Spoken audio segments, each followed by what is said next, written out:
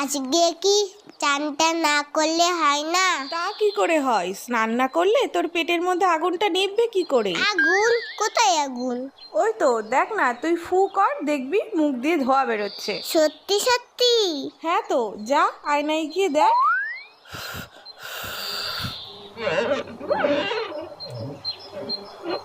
ওরে বাবা রে, পেটে আগুন ধরে গেল তো। শিগগিরই যাই, চানটা করে নি। ও মা, গরম জল দাও তো, স্নানটা করে নি। এই মুখটা ঢালবো?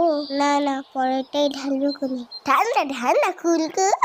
চান করতে আসাটাই ভুল। এই তো পেয়েছি, আগে তোদের চান করাই, না হলে তোদের পেটে আগুন লেগে যাবে। তখন বুঝবি খেলা। এই জায়গাটা একটু জল দিই তো।